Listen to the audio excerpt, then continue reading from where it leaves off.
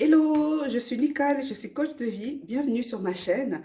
Alors, dans cette vidéo, je voulais revenir sur ma vidéo précédente, sur une des étapes du développement personnel. Donc, si vous avez regardé, vous avez suivi la vidéo, j'avais cité 5 étapes. Et donc, l'étape numéro 2 qui est sur l'état désiré. Et je voulais aller en profondeur sur la question de qu'est-ce que je veux, ou qu'est-ce que tu veux, ou qu'est-ce que vous voulez. Et cette question-là, qui n'est pas toujours simple à y répondre, parce que la plupart du temps, quand on est dans son cheminement, on ne sait pas toujours ce que l'on veut, on ne sait pas, c'est pas encore très clair, c'est encore un peu flou, on ressent un mal-être, on ressent le besoin de changement, on veut un mieux-être, mais on ne sait pas encore qu'est-ce qu'il faut mettre en place pour se sentir mieux, pour se sentir bien. Et puis, donc, pour aller un peu plus en détail, euh, prenez simplement en considération le fait que nous sommes nombreux, à avoir fait des études, choisi un métier au gré des conseils, des orientations, des influences de notre entourage, de nos parents, de l'environnement dans lequel on évolue.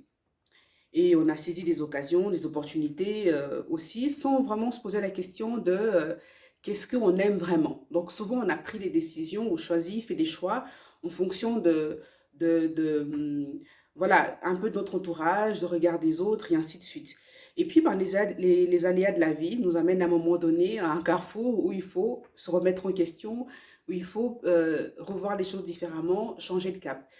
Et quand cette question de qu'est-ce que je veux arrive, très souvent, on se la pose quand on est dans un changement de cap. Vous savez, les caps, les caps d'âge, 20, 30, 40, 50 et au-delà.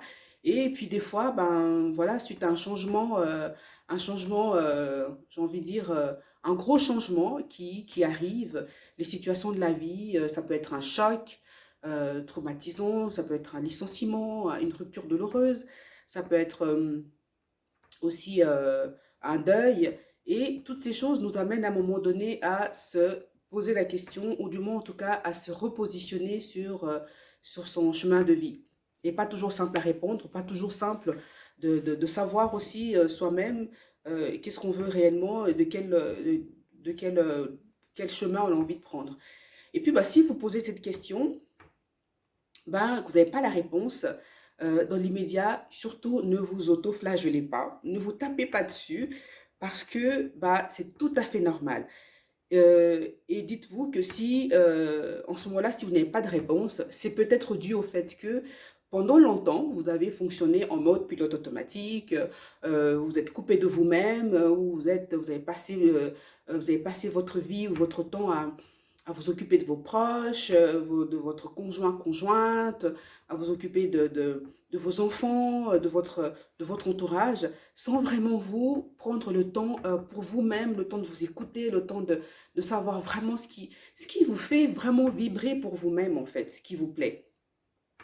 Et donc, si vous avez cette question qui vous vient, ou on vous la pose, je propose que vous voyez les choses différemment, que vous reformulez la question. Par exemple, au lieu de se demander bah, qu'est-ce que je veux, ou voilà, on vous pose la question, bah, c'est de voir les choses différemment, c'est-à-dire se demander finalement qu'est-ce qu'on aime. Voilà, qu'est-ce que j'aime, qu'est-ce que vous aimez, qu'est-ce que tu aimes.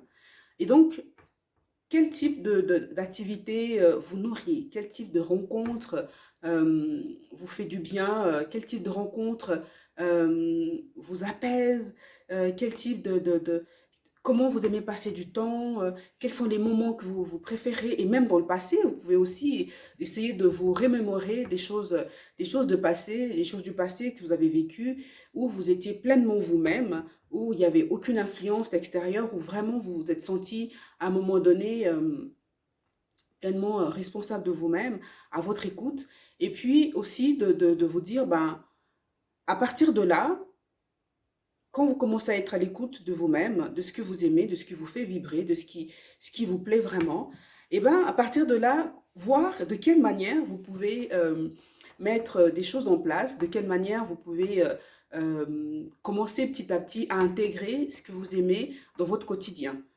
Et je vous conseille vraiment d'être à l'écoute de vous-même et surtout d'être ouvert d'esprit et d'être curieux, vraiment curieux d'aller vers les gens, curieux de rencontrer, de faire des rencontres, curieux de voyager, curieux de tester des activités, de sortir de votre zone de confort, voir ce qui se passe, être à l'écoute de vous-même.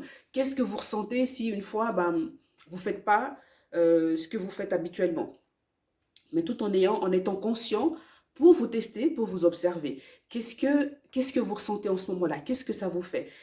Comment vous réagissez en osant tester des choses, des nouvelles expériences, en faisant des nouvelles rencontres? Si vous êtes quelqu'un de réservé et que vous vous retrouvez dans une foule, vous osez aller à la rencontre des gens, juste dire bonjour, qu'est-ce que ça vous fait? Comment vous vous sentez? Ne vous bousculez pas, ne vous forcez pas à faire des choses si vous n'êtes pas prêt, mais soyez dans la curiosité, soyez dans le test de vous-même, soyez dans l'observation et surtout ne mettez pas des attentes et surtout que ces nouvelles expériences ne soient pas une révélation et puis vous tombez dans le fait waouh, ça y est, j'ai enfin trouvé ce que je veux, j'ai enfin trouvé le métier que j'ai envie de faire, j'ai enfin trouvé ma voie, mais soyez plutôt dans l'alignement, soyez plutôt dans l'écoute, dans l'alignement avec vos valeurs, avec vos principes, avec vos besoins du moment. Et puis, si finalement, ben voilà, donc vous partez avec cette idée-là de tester pour voir si vous aimez ou vous aimez pas, et puis vous sentez que c'est pas tout à fait ça ou c'est pas du tout ça, et ben passez à autre chose, testez autre chose, mais toujours avec l'idée en tête que vous cherchez ce qu'il vous faut, ce que vous avez besoin, c'est de changement. Et testez ce qui vous vient, testez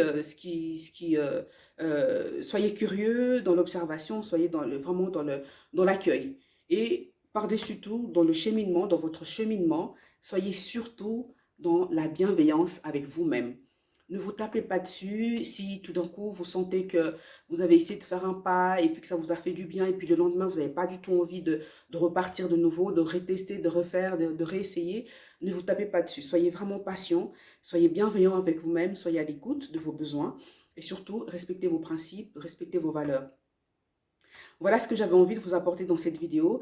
Je précise que mon objectif ici est de vous apporter des conseils, de vous apporter des idées, de vous apporter des pistes de réflexion pour que vous-même, pour que vous soyez maître de vous-même, responsable de votre vie à 100%, pour finalement aller vers un mieux-être. Et voilà, prenez le temps pour ça, soyez patient et surtout soyez, j'ai envie de dire, amoureux de la vie et curieux. Alors voilà, si cette vidéo vous a plu et que vous avez envie d'échanger avec moi, n'hésitez pas à commenter, je me ferai un plaisir d'interagir avec vous et liker, partager la vidéo pour, voilà, si vous estimez que la vidéo, elle peut intéresser d'autres personnes dans votre entourage et ailleurs, bah, n'hésitez pas à partager et surtout, bah, je reste disponible sur ma page Facebook, Lève ton potentiel et ma page Instagram, Nicole, Lève ton potentiel. Et sinon, vous avez aussi mon adresse email sur la barre des descriptions. Vous pouvez aussi m'envoyer un mail et le lien de Calendly si vous avez envie de tester, de faire une session découverte de coaching qui est totalement offert.